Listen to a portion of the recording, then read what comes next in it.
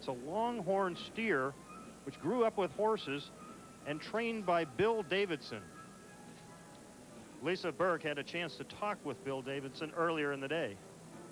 Oh, we take Tumbleweed around the country and represent our ranch, the Davidson Williams Cattle Ranches in Chandler, Oklahoma, and to show people that we raise Texas Longhorns, and that Texas Longhorns are not like they are in the movies with John Wayne and Cat Ballou. They are a better animal than that. We ride him, we drive him, we jump him. He says his prayers twice a day. He knows he's going to hamburger if he ever messes up. He's just an awful nice animal. He happens to be a Texas Longhorn, but he's a super animal. He loves people. He comes to people. The larger the crowd, the better he likes it. Tumbleweed is a 4-year-old registered Texas Longhorn steer that was born and raised on the Davidson Williams ranches in Chandler, Oklahoma.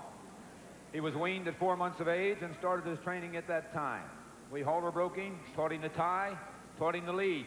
Took a big tractor to teach him to lead. Then we saddle broke him to handle, and finally to drive.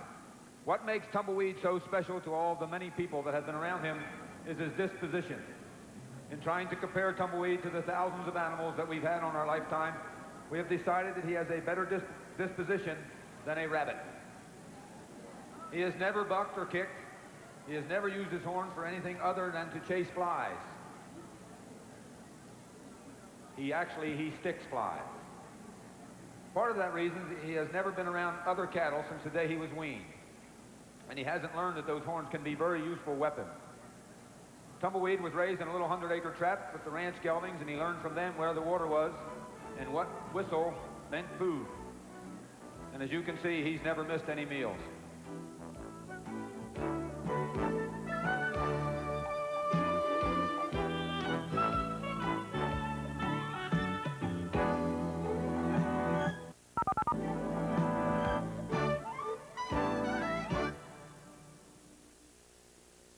Fixing this water damage will cost $1,200. Could I have prevented it? You could with Thompson's Water Seal. This water damage is going to run $750. What would have stopped it? Prevent water damage with Thompson's Water Seal. Simply brush Thompson's on wood, brick, or concrete, and it penetrates to form a barrier water can't get past, even when driven by 98-mile-per-hour winds. This time, I'm going to protect my new deck with Thompson's Water Seal. A great defense against repair expense. If you own a house, you gotta own a shop vac. This baby's got the power to pick up almost anything. Got broken glass, nails, or wood chips? Shop vac gobbles up stuff that would kill an ordinary vacuum. And a shop vac wet dry can even vacuum water like a flooded basement. The washing machine is flooding the house. No. Every house needs a shop vac. Starting at under $50, a shop vac is heavy duty, not heavy money. And remember, if it doesn't say shop vac, keep shopping. Welcome back to our college football studios. Tim Brando to bring you up to date on some key games. Let's start with Notre Dame, Auburn in Tennessee. I beg your pardon. Watch now as Wynn Lyle, a freshman walk-on from Auburn of all places, a 52-yard field goal to give the Auburn Tigers a 3-0 lead over 11th-ranked Tennessee. Now Notre Dame, we were going to show you them. Let's show you what happened to them. Purdue quarterback Doug Downing finds his tight end Brad Schumacher. 6-yard catch. He fell down on the route. And that made the score at that time 10-7. Notre Dame now trails Purdue by a score of 13-10. That's in the second quarter. So maybe a surprise. Pitt and West Virginia, no surprise here early. 3-3 the score in the game in the second quarter. And don't forget later today, Miami and Arkansas coming your way at 4 p.m. Eastern Time. Then it's Penn State taking on Boston College at 7:30. And we'll have more scores and highlights a bit later. Now let's get you back to horse show jumping here on ESPN. I'm standing in the middle of the triple combination between fences 10B and 10C. The two jumps that have so far, I think, created the most spectacular results of any fences on the course. The two gates first, followed by the large triple bar at the end, where we've seen the great splashes right in back of me. Very tight two strides to begin with. Depending on how they jump, the fence number 2, the gate at fence number 10B, that kind of dictates what's going to happen at fence number 10C. This is the jump that the horses have swum over so far. It's the one they've had by far the most spectacular difficulty with at this point in the competition.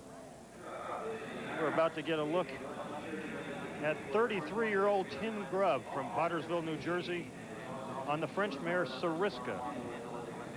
And Tim Grubb with the second place finish here last year in the American Gold Cup on Sariska. Pretty much a catch ride for him then, as it is to a certain extent now.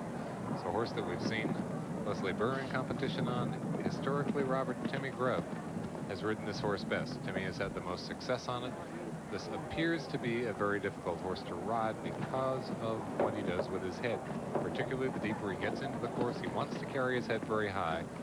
And I'm curious, just from a rider's point of view, what difficulty does that present? Well, quite a bit. Actually, this is one of the few mares we see on the course today.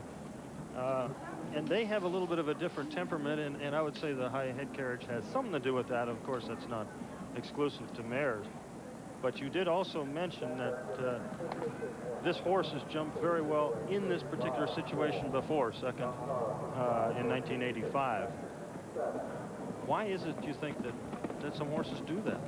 Well, I think in this particular horse's case, personal opinion only, I think Timmy Grubb is a masterful rider. I think if there's a feature of Tim Grubb's riding that stamps him and separates him from others, it's his hand. And I think his hand reacts to what this horse does better and more immediately and less offensively, at least from the horse's point of view, than anybody else that's ridden it. I think it's a very hard act, but it does address what Timmy Grubb to me does probably better than any other rider I've ever seen.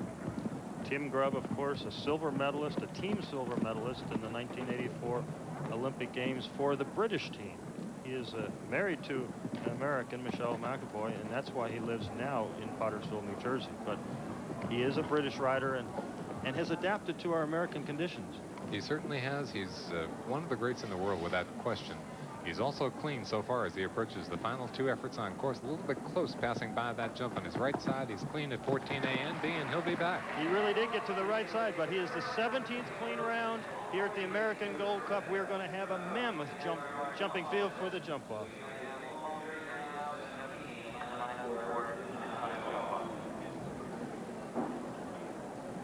Here you go. You're seeing Tim Grubb's hands, but you also see the horse's head, how high it is when she gets before the jump, Ron. And again, Timmy's reaction to that, that's a habit that the horse has. Sariska is very comfortable putting her head there. That's where it is most comfortable for her. The next step is the important one. How does the rider react to it? Timmy does it in such a way that she doesn't get more upset with the hand. He reacts to it very gently and very responsively. That, to me, is why he is and will probably continue to be as successful as he has been on Sariska. Yeah, we mentioned Timmy Grubb earlier as being a masterful artist with his hands. Buddy Brown, same category. Buddy Brown on a very difficult horse, a horse that will tend to get quicker as he gets deeper into the course. His reaction will lift in front of the jump to prepare the horse, and then the release right at the jump to allow the horse enough headroom to allow him to use his neck and to use his back for the physical effort over the top. But a very, very soft so-called hand, one that reacts to a tough horse's mouth very, very well. And I put Buddy Brown and Tim Grubb literally in classes by themselves. The release with the hand there now to allow the horse the headroom, back room to create the physical effort over the top. You're watching a master in action right there. We're about to get a look at Debbie Schaffner, Ambler, Pennsylvania, on Don Carlos here in the first round of the 1987 Cadillac American Gold Cup. And Debbie Schaffner, a great veteran rider from Pennsylvania area. Spent some time in the Collegeville area, originally from upstate New York. Debbie Schaffner, a very successful couple of showings this year on this particular horse, as a matter of fact. Well, Debbie was the alternate for the Pan American Games in Indianapolis. She didn't ride, but she was the fifth rider, and on any American team in any competition, that's an honor. So it shows how well she has gone this year. Again, the selection team having chose this combination as the backup, as the alternate backup on the Pan Am Games. Robert, let me ask you something. Just a question I've heard, and I don't know whether we're going to hear it very often anymore, but again, following the spectacular result of the 1984 Olympics, we had a second place team finish this year in the Pan Am Games. What's the reaction to that? Do you think there is major disappointment at that? And do you think there is a reason for it? Well, the reason for it is that it's sport. We're not dealing with computers. there's disappointment also because of the expectations. The Americans have won so much in the last few years. Olympics, World Championships, World Cup finals, and Debbie's is having no problem over this course as we're talking. Such that the Americans are just flat out expected to win everywhere. In Indianapolis, they met a very, very strong and underrated Canadian team. That horse just jumped so hard over number 11, the fence after the triple combination, that Debbie Schaffner literally was unseated to the point where she almost fell off after it. This horse just exploded over jump number 11. And he's getting a little bit higher, jumping a little bit harder, and a little bit better the deeper he gets into this. Fires at 11A and 11B, and that's a spectacular jumping entry. An outstanding performance. Debbie Schaffner, Don Carlos. The first round is now complete. We now go to the exciting jump-off round where all the clean riders in the first round compete over a shortened and raised course with time as the big factor. We'll be back in Devon, Pennsylvania in just a moment.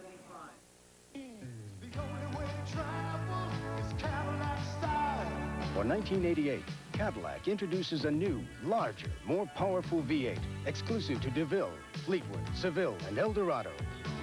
Let's go! Let's live, let's love every mile. The only way to travel is Cadillac style. Cadillac, Cadillac, Cadillac style. Cadillac, Cadillac, Cadillac style.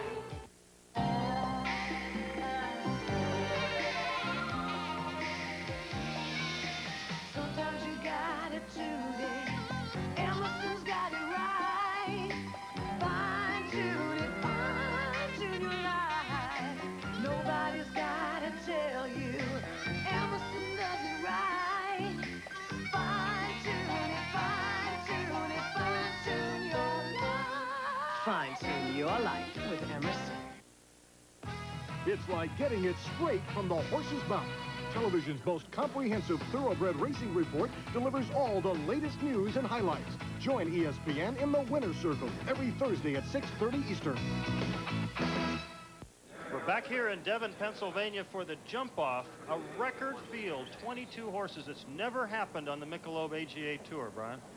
Spectacular jumping today. I'll tell you, we had the change in weather. We have a record today. And the first one on course is going to be a burner, Robert Ridland.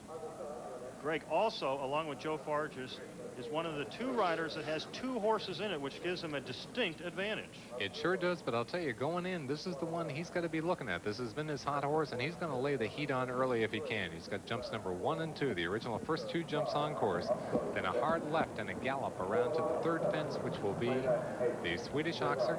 He's that in a hurry, not with a sharp turn, but a lot of foot speed there, setting up the right-hand turn back down now to number 6. We may see a number of turns after number 6. He tags the back rail. He's got 4 faults, and that's going to hurt. Right-hand turn, left-hand turn, excuse me, by Greg Best back to number 13, and 4 more faults. Now, you said a right-hand turn. Remind the viewers that there is an option. They can go right if they wish. Yeah, we're going to see both do it. Greg with 4 more now at number 14B, and that's a dozen faults for him. His time 40.1. 12 faults for Greg Best, the first one out here in the jump-off at the American Gold Cup. We're about to get a look at Joe Farges on the silver medalist horse from Los Angeles, Abdullah, getting a crack at the first fence.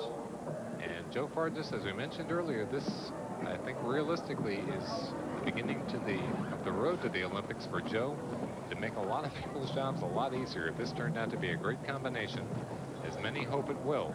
Joe Farges clean in the first round, taking a very wide turn now back to number 6, and he's going to land off of this jump with a time of 21.8. That's a split time. He's in a hustle, though. But he was fast there. He's the first rider to do that, go inside 14A and B, which he's heading for right now, but it was a fast turn. Very fast turn. What he did do is keep the gallop. He tags the front, though. 4 faults at 14A, and that's going to be his score in 38.5. That'll lead for the moment. Joe Farges, Abdullah, the leader at the moment, although we anticipate there'll be changes in the scoreboard. We're in the early stages of the jump-off here in Devon, Pennsylvania, and Brian, I am going to stick my neck out here. I am going to predict that Jay Land wins it. This is Jay Land, Atlanta, Georgia, on Leapy Lad. Robert Ridland, I hate it when you do that. This is the one he's picked for the jump-off. You heard it. Jay Landon, he does have a shot at this. I will give you that, Robert. There is yet to be a clean round on this jump off course. He's not blazing fast so far, but he is clean. And he's going to create a little bit tighter turn here maybe than others as he makes the turn back to number 6.